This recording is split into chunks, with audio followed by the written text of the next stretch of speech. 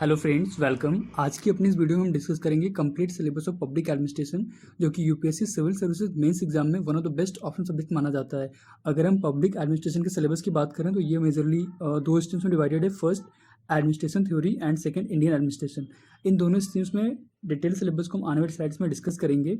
अगर हम बात करें पब्लिक एडमिनिस्ट्रेशन के स्कोप की, तो ये कहीं ना कहीं डायरेक्टली पब्लिक अफेयर्स रिलेटेड है, क्योंकि पब्लिक एडमिनिस्ट्रेशन का मेजर ऑब्जेक्टिव भी यही होता है कि किस तरह से पब्लिक अफेयर्स को इफेक्टिवली गवर्न और रेगुलेट किया जा सके। साथ ही साथ इसमें जो अदर ऑब्जेक्टिव्स जो अदर टॉपिक्स कवर किए जाते हैं वो है constitutional mechanism of governance and smooth running of the whole bureaucratic setup, जहां हम पब्लिक अफेयर्स के प्रॉपर एडमिनिस्ट्रेशन में कॉन्स्टिट्यूशन के प्रोविजंस एंड गाइडलाइंस की एप्लीकेबिलिटी चेक करते हैं, और साथ में ये भी इंश्योर करते हैं कि जो पूरा ब्यूरोक्रेटिक मैकेनिज्म है वो पब्लिक अफेयर्स के इम्प्लीमेंटेशन में उसकी पॉलिसीज़ को प्रॉपरली एग्जीक्यूट करने में अपना कैसे रोल प्ले करता है। आप अपने इंटरेस्ट के अकॉर्डिंग जो भी ऑप्शनल सब्जेक्ट चूज़ करेंगे उनके दो पेपर्स होते हैं। फॉर एग्जांपल, अगर आपने पब्लिक एडमिनिस्ट्रेशन को as an optional subject choose किया है for UPSC civil service mains exam, तो इसके दो पेपर्स होंगे आपके। First public administration paper 1 based on administration theory and public administration paper 2 which is based on Indian administration. यही same approach हर optional subject में अप्लाई होता है, चाहे फिर वो आप पब्लिक एडमिनिस्ट्रेशन चूज़ करें या फिर मैथ्स चूज़ करें, हिस्ट्री चूज़ करें, जियोग्राफी चूज़ करें, या फिर कोई भी ऑप्शनल सब्जेक्ट जो आप चूज़ करते हैं based on your own interest. अगर हम overall UPSC civil services mains exam pattern की बात करें तो टोटल 9 पेपर्स होते हैं, जिनमें 2 पेपर्स के मार्क्स आपके काउंट नहीं किए जाते हैं एंड 7 पेपर्स के मार्क्स काउंट किए जाते हैं। और इन्हीं 7 पेपर्स में से आपके 2 पेपर्स होते हैं ऑप्शनल सब्जेक्ट्स के, जैसा कि अभी हमने पब्लिक एडमिनिस्ट्रेशन में देखा। सो ओवरऑल देखा जाए तो 1750 मार्क्स का जो आपका टोटल आउटकम होता है सिविल सर्विसेज मेंस एग्जाम, उनमें से आपके टोटल 500 मार्क्स जो काउंट किए जाते हैं वो सिर्फ ऑप्शनल सब्जेक्ट के होते हैं।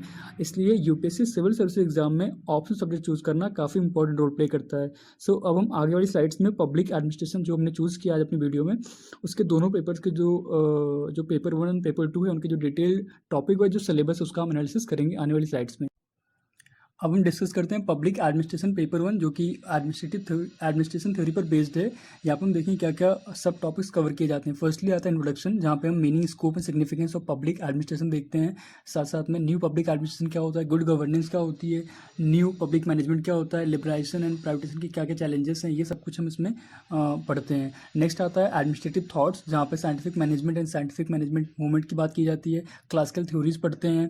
उसके बाद आता है एडमिनिस्ट्रेटिव बिहेवियर, जिसके मेजर टॉपिक्स हैं communication, moral, motivation theories and theories of leadership, ये इसके इंपॉर्टेंट कंपोनेंट्स हैं। नेक्स्ट आता है ऑर्गेनाइजेशन, जहाँ पे हम theories, systems, structure and forms, ministries and departments किस तरह ऑपरेट करते हैं, corporations, companies, boards and commissions, ad hoc and advisory bodies क्या होती हैं, साथ साथ में पब्लिक एंड प्राइवेट पार्टनरशिप का क्या रोल होता है, ये भी हम ऑर्गेनाइजेशन में पढ़ते हैं। नेक्स्ट आता है हमारा अकाउंटेबिलिटी एंड कंट्रोल, जहाँ पे हम अकाउंटेबिलिटी एंड कंट्रोल के कॉन्सेप्ट को समझते हैं। साथ साथ में legislative, executive and judicial control का एडमिनिस्ट्रेशन पर क्या प्रभाव पड़ता है, वो किस तरह से उसमें रेगुलेट करते हैं, ये हम देखते हैं। साथ साथ में citizen administration, role of media क्या रोल प्ले करता है अपना, civil society and right to information, ये सारे कुछ मेजर टॉपिक्स हैं जो अकाउंटेबिलिटी एंड कंट्रोल में कवर किए जाते हैं। इसके बाद आता है एडमिनिस्ट्रेटिव लॉ, जहाँ पे हम इसके मीनिंग, स्कोप एंड सिग्निफिकेंस की बात करते हैं। साथ साथ में एडमिनिस्ट्रेटिव ट्रिब्यूनल्स क्या होते हैं, ये भी देखते हैं। इसके बाद आता है कंपैरेटिव पब्लिक एडमिनिस्ट्रेशन, जहाँ पे हम इसके हिस्टोरिकल एंड सोशियोलॉजिकल फैक्टर को कंसिडर करते हैं। साथ साथ में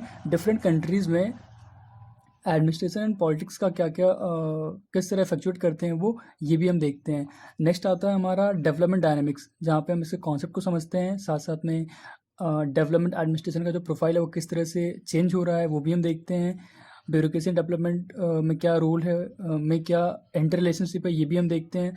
नेक्स्ट आता है अपना पर्सनल एडमिनिस्ट्रेशन, जो कहीं ना कहीं स्टाफिंग से रिलेटेड है, एक काफ़ी इंपॉर्टेंट टर्म है in management and administrative theories. Staffing, personal administration, जहाँ पे हम ह्यूमन रिसोर्स डेवलपमेंट का क्या इंपॉर्टेंस है ये देखते हैं। Recruitment, training, career advancement, classification, discipline, appraisal, promotion, पे, सर्विस कंडीशंस, ये सब कुछ इसमें हम कंसीडर करते हैं। नेक्स्ट आता है हमारा पब्लिक पॉलिसी, जो काफ़ी इंपॉर्टेंट है। इसमें हम पब्लिक पॉलिसीज़ की मॉडल्स देखते हैं, उनका critic and process of conceptualisation क्या होता है, planning, implementation, monitoring, state theories and public policy formulation, ये कुछ टॉपिक्स हैं जो पब्लिक पॉलिसी में कवर किए जाते हैं। इसके बाद आता है टेक्निक्स ऑफ एडमिनिस्ट्रेटिव इम्प्रूवमेंट, जहाँ पे हम ऑर्गेनाइजेशन मेथड्स की बात करते हैं, work study and work management कैसे होता है, e governance and information technology की बात करते हैं। नेक्स्ट आता है हमारा फाइनेंशियल एडमिनिस्ट्रेशन, जो इसका लास्ट सब टॉपिक है, जहाँ पे हम मॉनेटरी एंड फिस्कल पॉलिसीज़ के बारे में पढ़ते हैं। पब्लिक बोरिंग्स एंड पब्लिक डेप्ट क्या होते हैं, उनके क्या टाइप्स होते हैं, वो कितने फॉर्म्स में होते हैं, ये हम देखते हैं। साथ में बजटरी प्रोसेस क्या होता है, फाइनेंशियल अकाउंटेबिलिटी क्या होता है, अकाउंट्स एंड ऑडिट, ये सब कुछ हम अपने इस फाइनेंशियल एडमिनिस्ट्रेशन के टॉपिक में पढ़ते हैं। तो ये थे कुछ इंपॉर्टेंट टॉपिक्स जो पब्लिक एडमिनिस्ट्रेशन के पेपर 1 जो कि बेस्ड है एडमिनिस्ट्रेशन थ्योरी पर, इसमें पूछे जाते हैं। अब हम नेक्स्ट स्लाइड में बात करेंगे पेपर 2 की, जो इंडियन एडमिनिस्ट्रेशन पर बेस्ड है। अब हम डिस्कस करेंगे पेपर 2 जो कि इंडियन एडमिनिस्ट्रेशन पर बेस्ड है। इसके जो मेजर टॉपिक्स हैं उनमें फर्स्ट आता है evolution of Indian administration, Indian administration कैसे इमर्ज हुआ। उसमें हम कौटिल्य के अर्थशास्त्र के बारे में पढ़ते हैं। मुगल एडमिनिस्ट्रेशन का क्या रोल रहा इंडियन एडमिनिस्ट्रेशन में, क्या क्या चेंजेस आए अब तक, ये हम देखते हैं। साथ साथ में revenue administration, district administration and local self government का क्या कॉन्सेप्ट है, ये भी हम इसमें पढ़ते हैं।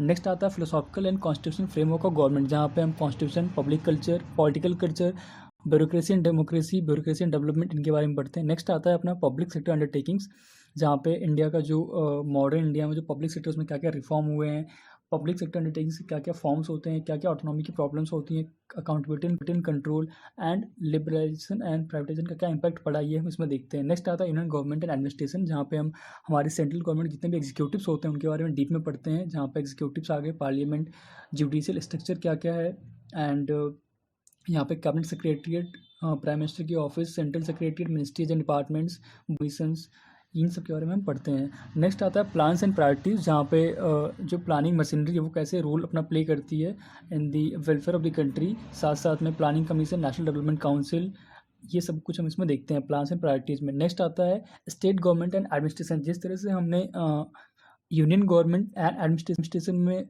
यूनियन एग्जीक्यूटिव की बात की, सेम सिमिलरली यहाँ पे हम स्टेट एग्जीक्यूटिव की बात करते हैं, जहाँ पे हम पढ़ते हैं गवर्नर के बारे में, फाइनेंस कमिश्नर का क्या रोल होता है, chief minister, council of ministers, chief secretary, state secretary के बारे में हम डीप में पढ़ते हैं। नेक्स्ट आता है डिस्ट्रिक्ट एडमिनिस्ट्रेशन सिंस इंडिपेंडेंस, अब तक आज़ादी के बाद से लेकर अब तक डिस्ट्रिक्ट क्या क्या बदलाव हुए हैं, क्या क्या चेंजेस हुए हैं, कलेक्टर जो होता है उनके रोल में क्या चेंजेस आए हैं, यूनियन स्टेट लोकल रिलेशन कैसे इस्टेब्लिश की जाती है, and district administration and democratic decentralisation, ये कुछ मेजर टॉपिक जो इसमें कवर करते हैं। नेक्स्ट आता है सिविल सर्विसेज, जो कि काफ़ी इंपॉर्टेंट कॉन्सेप्ट है इसमें, जहाँ पे हम सिविल सर्विसेज के कॉन्स्टिट्यूशनल पोजीशन के बारे में बात करते हैं, इसका structure, recruitment, training and capacity building, good governance, क्या क्या इनिशिएटिव्स हैं उसके, कोड ऑफ कंडक्ट क्या है, पॉलिटिकल राइट्स क्या है, ग्रीवांस रेडिसल मैकेनिज्म क्या होता है, ये सब कुछ इसमें देखते हैं। नेक्स्ट आता है फाइनेंशियल मैनेजमेंट, जहाँ पे हम बजट के बारे में डीप में पढ़ते हैं, parliamentary control of public expenditure कैसे होता है ये हम देखते हैं, फाइनेंस मिनिस्ट्री का क्या रोल होता है मॉनेटरी एंड फिस्कल एरिया में, ये हम इसमें कंसिडर करते हैं। साथ साथ में इसमें मेजर टॉपिक होता है CAG, controller and auditor general of India, जिनके रोल्स एंड रिस्पॉन्सिबिलिटीज़ के बारे में हम इसमें डीप में डिस्कस करते हैं। नेक्स्ट आता है एडमिनिस्ट्रेटिव रिफॉर्म्स सिंस इंडिपेंडेंस, आज़ादी से लेके अब तक, आज़ादी के बाद से लेके अब तक क्या क्या रिफॉर्म्स हुए हैं इंडियन एडमिनिस्ट्रेशन में, वो हम इसमें देखते हैं, जहाँ पे इसके मेजर कंसर्न्स आते हैं, जो इंपॉर्टेंट कमिटीज़ एंड कमीशंस बने हैं उनकी बात करते हैं, क्या क्या रिफॉर्म्स हुए हैं फाइनेंशियल मैनेजमेंट में उसकी बात करते हैं, ह्यूमन रिसोर्स मैनेजमेंट के बारे में पढ़ते हैं, एंड इम्प्लीमेंटेशन में क्या क्या प्रॉब्लम्स आती हैं भी इसमें देखते हैं। नेक्स्ट आता है रूरल डेवलपमेंट, जहाँ पे हम मोस्टली जो 73rd कॉन्स्टिट्यूशन अमेंडमेंट हुआ था रिलेटेड टू पंचायती राज, उसके बारे में डीप में डिस्कस करते हैं, एंड रूरल डेवलपमेंट के क्या प्रोग्राम्स गवर्नमेंट ला रही है वो हम देखते हैं। नेक्स्ट आता है urban local government, mostly 74th constitution amendment जुड़ा हुआ है, जहाँ पे हम म्यूनसिपालिटीज़ की बात करते हैं, जो अर्बन गवर्नमेंट होती है उसकी बात करते हैं, उसमें क्या क्या डायनमिक्स हैं, क्या क्या चेंजेस अब तक हुए हैं, क्या मेन फीचर्स, क्या स्ट्रक्चर्स उसके हैं, वो हम देखते हैं। नेक्स्ट आता है लॉ एंड ऑर्डर एडमिनिस्ट्रेशन, जहाँ पे हम नेशनल पुलिस कमीशन, जितनी हमारी इन्वेस्टिगेटिंग एजेंसीज़ हैं, सेंट्रल स्टेट एजेंसीज क्या रोल प्ले करती हैं, पैरामिलिट्री फोर्सेस कैसे maintenance law and order maintain करने में अपना रोल प्ले करते हैं, किस तरह से इंसर्जेंसी एंड टेररिज्म को काउंटर किया जाता है, ये सब कुछ इसमें हम देखते हैं। किस तरह से police and public relation establish किया जाता है, एंड पुलिसिंग में क्या क्या रिफॉर्म्स हुए, सब कुछ इसमें हम law and order and administration में पढ़ते हैं। नेक्स्ट आता है लास्ट, वो है significant issues in Indian administration, जहाँ पे हम पब्लिक सर्विस की वैल्यूज़, इसके रेगुलेटरी कमीशन के बारे में बात करते हैं, जहाँ पे हम NHRC, national human right commission की बात करते हैं, इंडियन एडमिनिस्ट्रेशन में क्या क्या प्रॉब्लम्स हैं, क्या क्या citizen administration interface, corruption administration, काफ़ी इंपॉर्टेंट टॉपिक है, काफ़ी सारे इस पर क्वेश्चन भी बनते हैं, एंड डिजास्टर मैनेजमेंट, ये कुछ इंपॉर्टेंट टॉपिक्स हैं जो इस particular significant issues in Indian administration में कवर किए जाते हैं। तो ये थे कुछ मेजर टॉपिक्स जो हम पब्लिक एडमिनिस्ट्रेशन पेपर 2 जो कि बेस्ड है इंडियन एडमिनिस्ट्रेशन पर, इसमें हम पढ़ते हैं। तो ये थे इम्पॉर्टेंट टॉपिक्स जहाँ पे हमने हमारे पब्लिक एडमिनिस्ट्रेशन जो इंडियन